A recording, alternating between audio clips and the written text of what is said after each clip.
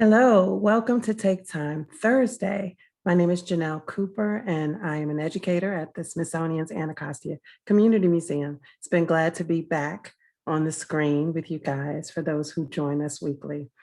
Um, Today's topic is soil science and justice with Dr. Akilah Martin. I'm so excited to learn about this subject because it goes along with our current exhibition, Food for the People, Eating and Activism in Greater Washington, which is an outdoor exhibit located at the Smithsonian's Anacostia Community Museum at 1901 Fort Place, F-O-R-T Place Southeast. The rules of engagement today are a little different. So our speaker would actually like you to raise your hand at the end of her presentation if you have any questions, and we will unmute your mic and you'll be able to ask the question to our speaker today. Dr. Akilah Martin earned her BS degree in soil science from Alabama Agricultural and Mechanical University and her doctorate from Purdue University in the area of agriculture and biological engineering. Her professional interests include enhancing relationships of individuals and communities to environmental and natural resources. Her teaching and scholarly research interests are centered in soil and water quality in urban communities. Current projects include installing rain gardens to create a sponge town and building container gardens for growing your own groceries. Akilah is abundantly living life through two core values, freedom and joy. Cultivate joy by learning more about our soil together. So without further ado, I introduce you to Dr. Akilah Martin. Akilah, take it away. All right, blissful rising, everyone. Thank you so much, Janelle. I know we don't have much time together, so I'm going to go ahead and get started. But I want to make another amendment to what Janelle said. So if you want to say something during my presentation, please feel free to raise your hand and come on and say whatever it is that you need to say. I would appreciate that. I go by the call and response type of situation, so I love to hear and see and be in the space with people as we are learning together. So anyway, I'm Dr. Akilah Martin. I am the daughter of Laurel and James Martin, and I am a soil enthusiast. And so today I am going to talk to you about soil. And so if you know about soil, that is awesome. And if you have great things to share, please put it in the chat or come online and say that if you feel frisky enough. So anyway, if you are walking in a forest, you can just think about that you are standing on 16,000 invertebrates and 120,000 legs. That's a lot of different entities that are living in the soil. And so today I kind of want to talk about the ground beneath us. And so one of the things I want you to think about is what is your ancestral relationship with soil? How can you or establish a relationship with soil? What do you do daily that's connected to soil? Do you even think the soil have parents? Do you even think the soil is alive? And then how is soil connected to our local food systems? All right, here we go. So I wanted to put this first because I didn't want to forget about this. So these are just some terms. I'm not necessarily going to talk about any of these terms, but I put these up there for you to see, and maybe you can go look them up and have a discussion when you're in savvy conversation with other people to kind of think about what these mean in our lives as we move through this earth. All right, so what is soil? I mean, most people call it dirt, and that's almost like using a cuss word in a sense. So it's like not giving it any respect. Dirt is something that you find on your clothes, maybe, and dirt is part of soil. And so, what I tell people when I'm talking about soil, I say just call it soil because soil has a different connotation, has a different energy, it has a different impact when you say soil. And so, and if you know this or if you don't, it takes about 1,000 years just to create 1 teaspoon of soil. So, I mean, it requires a little more respect on it, right? If you think about it. And so soil scientists do a lot of different things. And so you can decide to go on different tracks as a soil scientist. I mean, there are people that are really just focused on the soil fertility, people who focus on the soil microbiology, people who focus on the soil chemistry, people who focus on the soil physics. I mean, land use. I mean, it's so many things that you can do with soil. And there are so many other tangible ways. So lots of different engineers, architects, landscape people, foresters, turf management. I mean, it's so many different people, so many different expertise that rely on understanding the soil. So I hope that that gave you a little bit of breadth of what I'm going to talk about today. All right. So what does soil do? You may ask. It impacts water movement. So think about soil as that natural filter of our precipitation. So, I mean, if you live in an urban setting, you probably can just turn on your faucet and get water, but not everybody has that same access. They are really dependent on the soil to do that filtration process because they've dug up a well and they're tapping into the well to get their water. And so they want that water to be filtered, and we want that soil to be doing the work that it needs to do so that it filters that water so they have clean drinking water. It serves as a foundation for buildings. It holds energies and stories of the past. I would suggest, if you haven't watched the movie, it's called Dirt, the movie. It gives a very nice breadth of work about soil, and it'll show you the different ways soil is used across not just the continent, but across the globe. Um, Another thing it does, it stabilizes vegetation. I mean, we need soil to do that. So if you've ever heard of ground cover, bare soil, and things of that nature, they always want you to plant something if you see bare soil because it can be easily eroded. And eroded just means soil is displaced or dislocated. And so we want to prevent that as much as possible. Some terms that you may have heard about soil: soot, mud, terra firma, sand, humus, land. Humus, not humus. I mean, a lot of people get that kind of confused, but that's okay. Dust, loam, earth substrate, topsoil. You may have heard the term topsoil because they sell topsoil at nurseries and at big box what are those things called, like Lowe's and Home Depot and things of that nature. And so if you are a purchaser of soil, I would definitely tell you to check and see where did they get the soil from, because usually when they are putting topsoil, they're dislocating it basically because they're potentially building something there, whether that's residential, commercial, or industrial. They are taking that top surface level of the soil, which is why it's called topsoil, and that's really where most of the activity happens for soil. And by activity, I mean all the microorganisms, all the organic matter, all the chemical reactions, all of that's happening in there. And so they're taking that off and throwing it in a bag and then selling it to you. So just keep that in mind as you go to the store. And also, I mean, they sell not just topsoil, they sell peat moss, they sell potting mix, they sell container mix, they sell garden soil. I mean, and all of those different things are just telling you the type of water management that happens through that particular soil. And so different plants have different needs when it comes to water movement through the soil. All right, so here is an image of showing you how soil impacts things and how things impact soil. And so one of the things I know that Janelle talked about that they have on exhibit at the Smithsonian where you all are is about food systems. And so you may not notice, or you may, I mean, most of our food comes from vegetation grown in the soil. I mean, of course, they have aquaponics and hydroponics and vertical farming and all these other different things to do that. And if you think about the number of people that need food, we have to think about being able to be very innovative in how we feed ourselves and what we're feeding ourselves. So keep that in mind. So energy is important. I know there's a lot of discussion about energy, a lot of discussion about climate change. Um, and if you think about all the different weather patterns that we've been having, they've been pretty serious, from drought to extreme drought to flooding. And those are opposite ends of the spectrum, but they both have very devastating impacts on our livelihoods and on our food systems. All right, so I kind of wanted to show you, this is a map of the United States to kind of show you where things are being grown. And this is really related to soil. So, our soils are different from even in your own backyard or your front yard. Your soil may not be the same from one step to the next. And so that is very true across the United States. I am in Chicago, here in Green, Illinois, close to Lake Michigan, where my pointer is.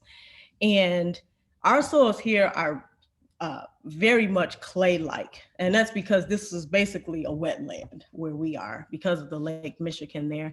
And I know where you all in DC is more sandy texture. And I'll show you a way that you can find out what's happening with your soil later on. So just thinking about the different vegetation and what type of soil is needed for their thriving in this world, right? And so different soils have different impacts. All right. So you may have heard conversations about how much we export our food, and it's really not for us to eat, it's really for livestock to eat. And so here's a graphic to kind of show the percentages of human food versus animal feed. And so red shows more money that's been made on animal feed, and green shows more money made on human food. So I know where I am, we grow nothing but corn, soybean, and some wheat, and maybe some other things, export that as much as possible. And so just keep that in mind. All right, so what is the most lucrative food crop in each state? You can look at this graphic at your leisure. Um, so it looks like mushrooms are over this way, wheat, Maryland has wheat, West Virginia has apples. So you can see, how much people are making through these farming techniques for these different crops. All right, so one of the things is that I know I'm involved in now is what we're calling food sovereignty. You may have heard this term. You may have seen different things. I know since we've been sheltered in place last year, we started a group here called Chicago Grows Food, and we've been creating and giving out these what we call grow kits, where we give people seed, soil, and a container so that they can grow their own groceries. Basically, that's what we're calling it, because in my mind, at some point growing our own food is a survival skill, and it'll also lead to us thriving. So I think it's really important for us to really think about our food accessibility and what is it that we're able to access. That's really important, because what we eat really determines our health, and we can discuss that all day long if you'd like. All right, so here's a moment where if you can raise your hand, and Janelle, if you can unmute if people want to say things or put it in a chat, that would be great. So the question here is, which one of these pictures do you think the people are safe? So either the top or the bottom. So you can write in the chat. I can't see the chat, but if you want to raise your hand and just, be brave and choose one, that would be great.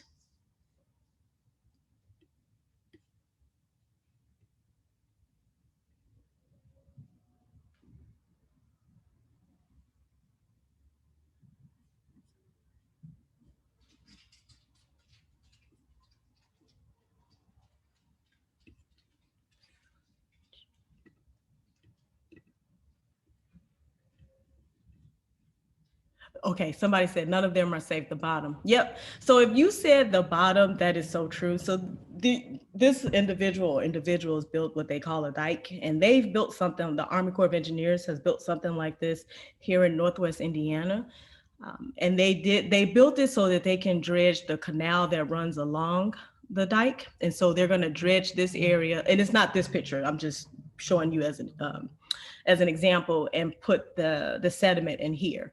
And so I don't know how these people would get out of here. Of course, I mean, hopefully they have a boat or something to get themselves out of there. But at this point, they're safe, right? Up here at the top, maybe not so much, only because you can see their house is floating in a sense. Water has come into the home, and so they're not necessarily safe.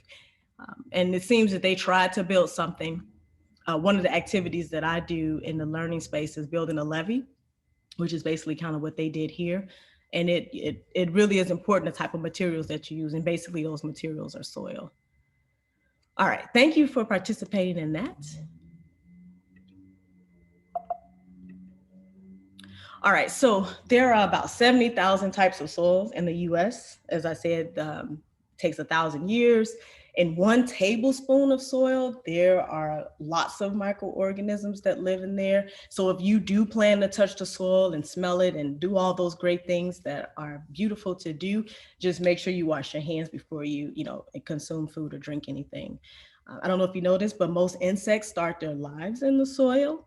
Most of the antibiotics and medication that you take is from the soil. So just keep that in mind as you do different things throughout the day.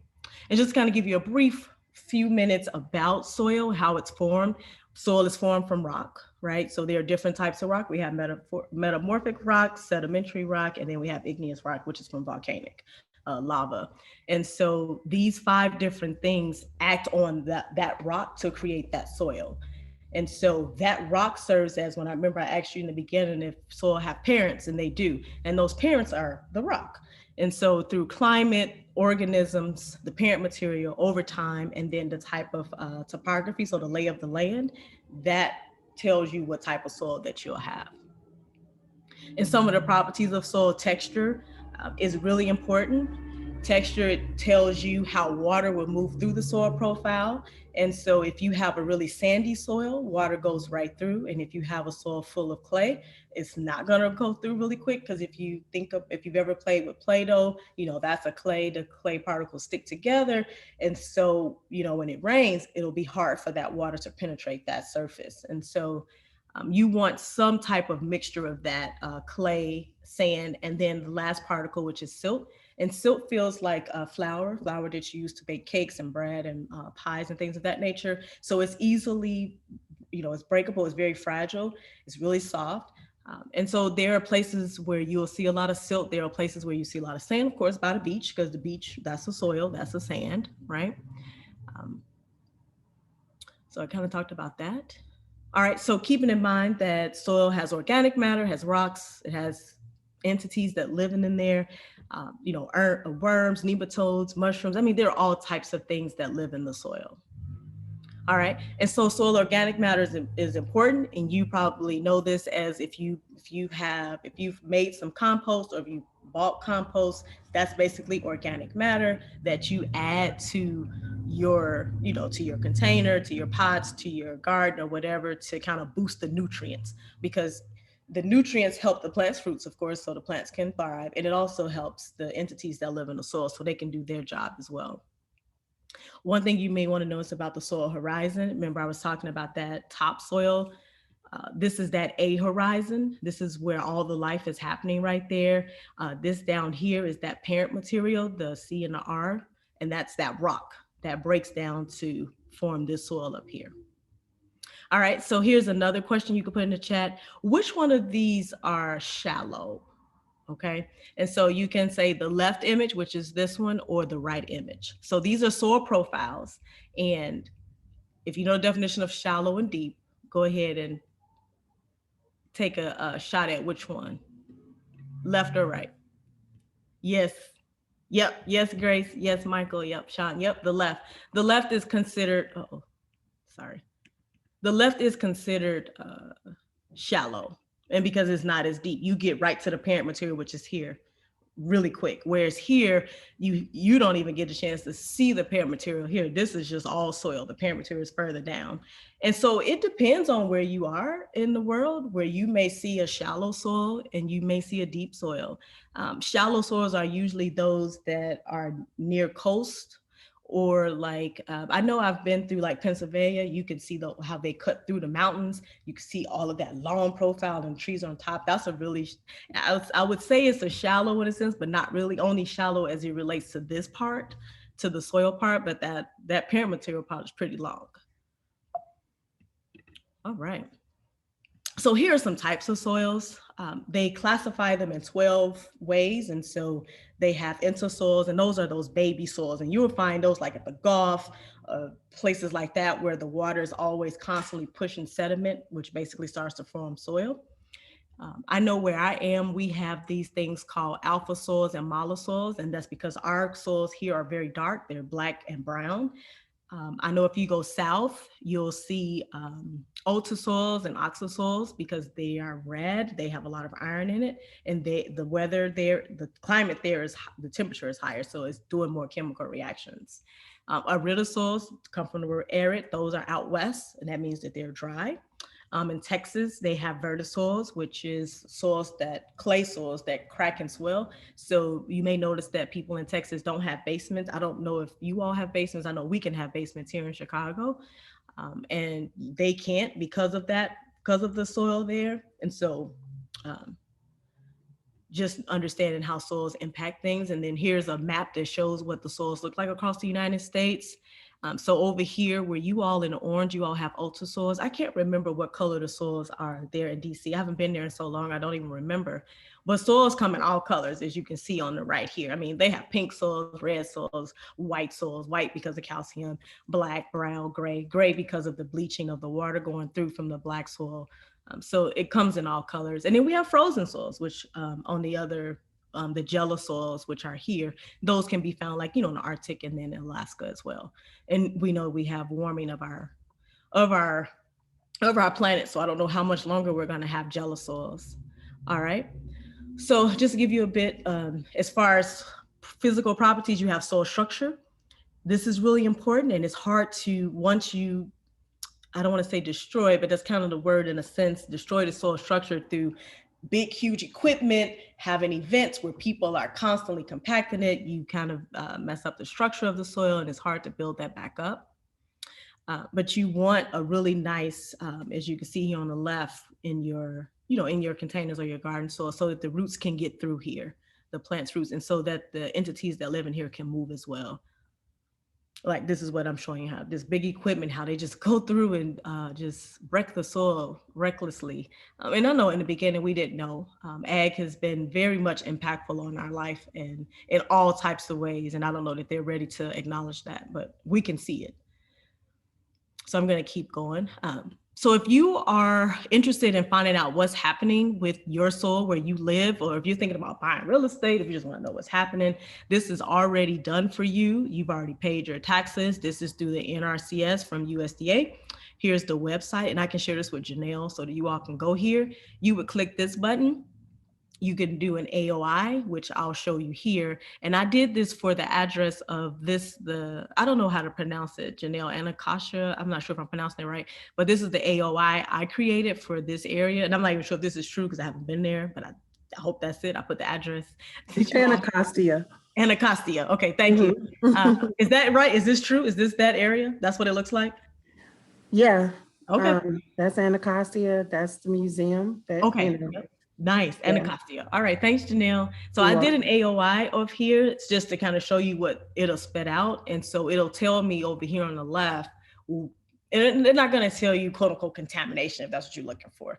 It'll really just tell you like I was talking about, how it was formed, what the texture is. And so here, this is an urban setting. And so like here in Chicago, our lake covered most of Chicago. So a lot of the soils here are what they call urban fill, which they put all types of stuff, whatever they could find, they just threw it in there so that they could, build the land up.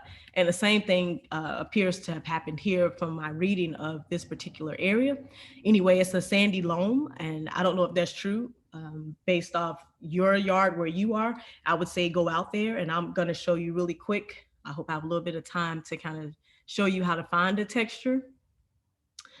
Let me get to it real quick. So, okay, here it is. So if you get some soil, I have a friend of mine went to Puerto Rico, brought me some soil back. You can get some soil as well. Take a glob of it, put it in your hand, wet it with some water, try to make a ball, and then try to make a ribbon as this is showing you. And then they have some instructions, like a flow chart to show you how you get down to your texture. Or you can do the soil jar test, which may be a little easier for people who don't necessarily want to do a lot of hands-on stuff. You can put some soil in a jar with some water, put it up for 24 to 48 hours, do some measurements, and you can use this soil triangle here to find out what your soil is. It's a really interesting experiment. You can do it with your kids, family, or whatever. And so this is just kind of what it looks like theoretically if you do the soil jar test. Most people be interested in these type of pictures, and so the pH of the soil is important. You can buy a soil test kit online, and right now is garden time. So they have these soil, they call it a rapid test, I believe, and they test the pH, nitrogen, phosphorus, and potassium. And you can do that for less than $15. You can test, a few of the samples of your soil to find out what's happening. And this chart is just showing you the availability of these different nutrients in relation to the soil pH. I know here in Chicago, our pH is usually 7 to 7.5. I'm not sure what the pH in DC is, but that determines what can grow there, what's available, the microorganisms, the fungi, and all like that. And so people usually are interested in this graph. So if you do have houseplants, a lot of different things are happening, can show you what's happening. You could have nitrogen deficiency, you can have phosphorus deficiency, and then you can have potassium, or you could just be overwatering it, or you could be underwatering it, right? So it takes a little bit of art form to kind of check the soil to see what's happening. Here's another graphic of deficiency chart for micronutrients. So just like you need nutrients, you take vitamins, you eat certain things to get certain things for your body. Same thing plants and soil need. Here we are. Soil food web. So this is like soil microbiology. Like I said, lots of things live in there. You may see earthworms. Earthworms are not native to the United States. They were brought here, but they're awesome. They're like those first responders for starting to break down stuff. So they love mulch. So if you got mulch, you may find some lots of earthworms in your yard. I wanted to make sure I talk about soil erosion real quick because I said that earlier. So a lot of times when you live in urban settings specifically, you want to make sure you have some ground cover, and you can do that very inexpensively, and you can even have it where you can eat it, consume it. So you don't just always have to grow ornamental things. You definitely don't have to grow grass because grass is an allergen for many of us, including myself. So there are lots of things you can do to stop erosion, and erosion can be from wind and water, okay, and from people, walking on it. And so it can look like this. I see this a lot in Chicago, especially where people walk on the edges of concrete and where vegetation may be. You may see this. This is definitely a clay soil. You may not see things like this because this looks more like a rural area, but this is some serious erosion. And so it's hard to come back from that if that was your land. Some things that people have done that have land, they don't do like plow where they just remove all the vegetation from that harvest and leave the soil bare. They can do what they call chisel plow, which they have these scissors that go and cut through and leave the vegetation there. So it's covering the soil, and it's also added organic matter. This is an example of real erosion, which is serious. I mean, especially if this is your livelihood. I mean, you got to figure out like, what can I do to mitigate that? This is gully erosion. It's real serious, as you can see by the picture. This is like stream bank erosion, which is really serious. I know we do a lot of work on trying to build back up the stream bank, the banks of streams and rivers, because a lot of that can be eroding and going to the water. And we want it to stay there, right? So if this is happening, we definitely want to step in and do something. All right, last trick of the evening. Which one of these, so you can say this is vegetation, this is mulch, and this is bare soil. Which one do you think here? So say we're going to pour some water on all three of these. Which one of these do you think would have a clear water in it? So you could say the vegetation, the mulch, or the soil.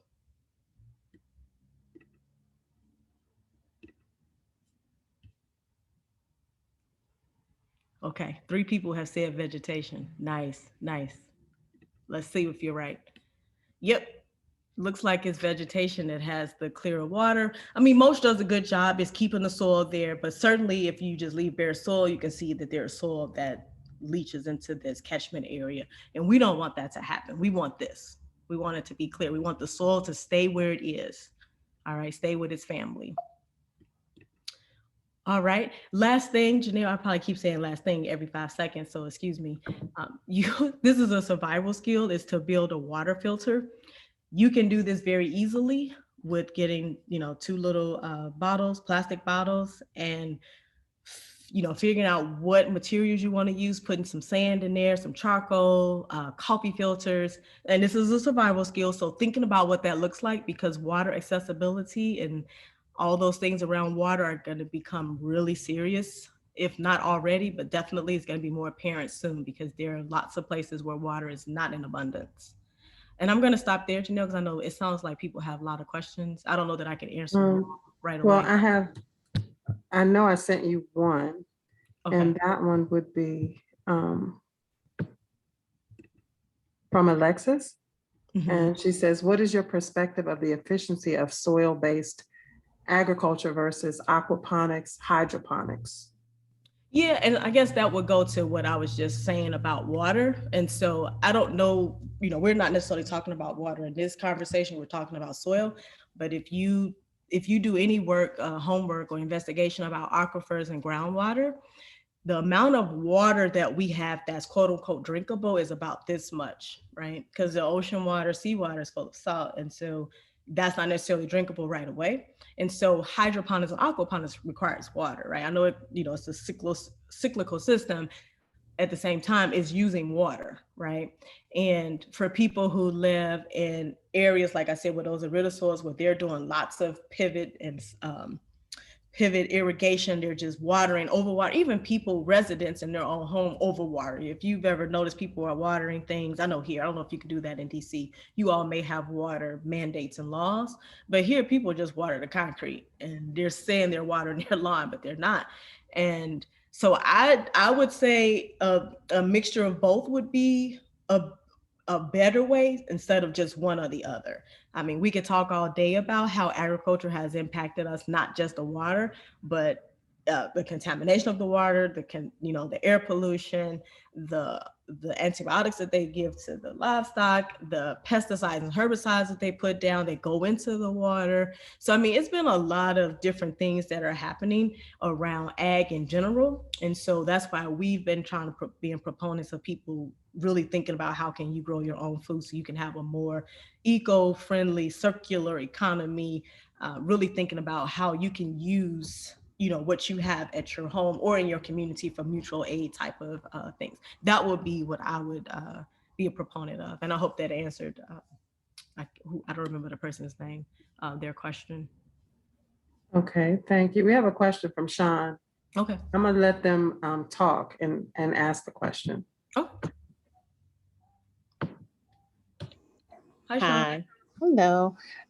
So I live in the city. I'm in DC proper, and I'm wondering, how would you grow your own food in my little 10 by 20-foot yard in containers, and get soil that I know is safe and not contaminated with, Right. maybe glyphosate or whatever, pollution in the city, and Yeah. grow it safely that's not depleted?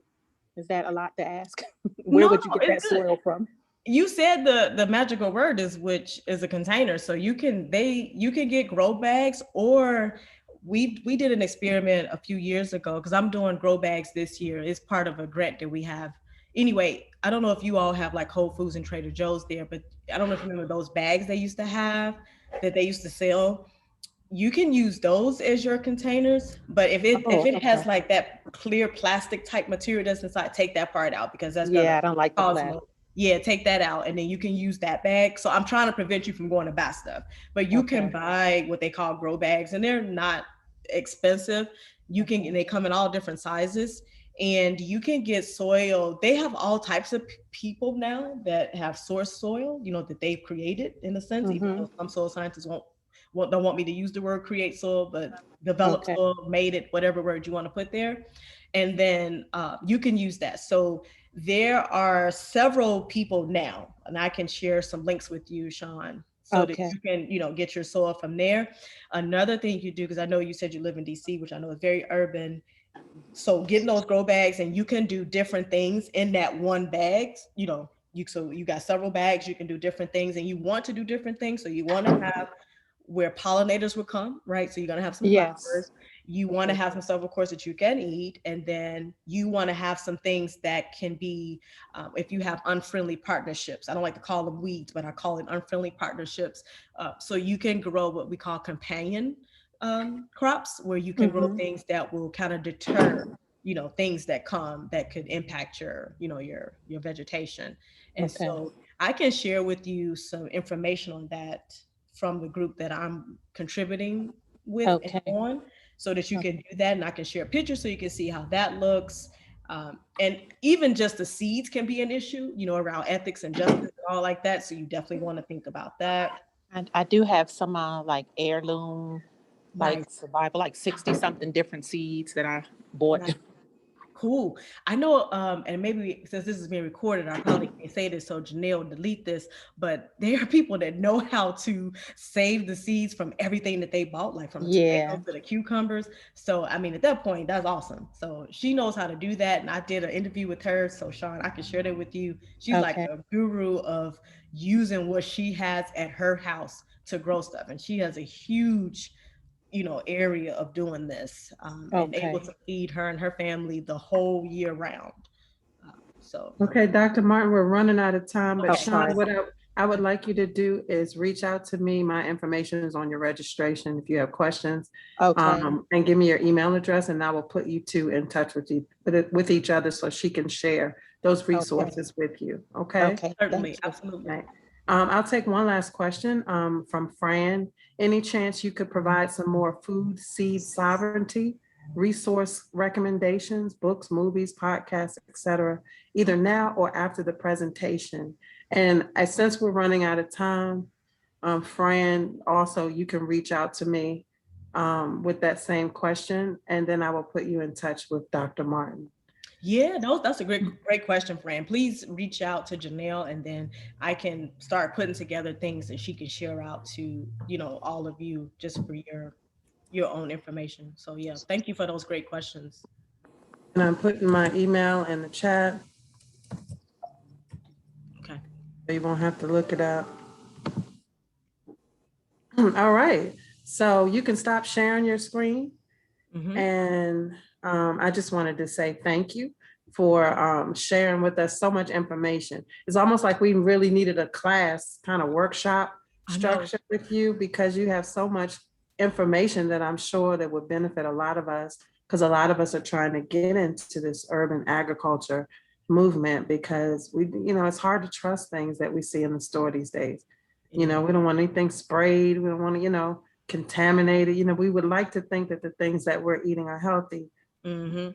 that just by sheer growth in the earth that they're healthy, but then you know how that goes. So yeah, I almost feel like we need to bring you back in a workshop format, and I not would for love Take that. Time Thursday, Mhm. but and maybe join in with Katrina Lashley, my colleague's programs on environmental, justice, Mhm. those kinds of things. And so I think I need to bring you in the fold to that. But thank you so much for sharing all of this rich information with us. Thank you, participants, for those who chime in every week. Take Time Thursday in May, starting in May, will not be every Thursday. And they'll just check our website. Sometimes there'll be 3 in a month, sometimes there'll be 2 in a month, sometimes there will be every week in a month. So just for the summer, that we're going to go a little light, but we'll go back hard in the fall. So thank you for joining us. You guys have a very pleasant day. And again, if you have any questions, I put my email in the chat, grab it off before I close out. And please fill out our survey that will pop up as soon as I end this call. Thank you again and have a good afternoon. Thank you, Dr. Martin. We'll be in touch. Yeah, for sure. Okay. Thank you. Mhm. I was trying to copy the chat so I can start working on the Oh, question. I can send you a copy of the chat. Okay. Okay. All right, nice. All All right. right, thank you Thanks all so so much. much. Please have a Okay. great rest of the day. All right. Bye-bye. Peace Bye. and love. Do I need to stay on, Janelle, or we're good? No. Okay. Okay. All right, see you.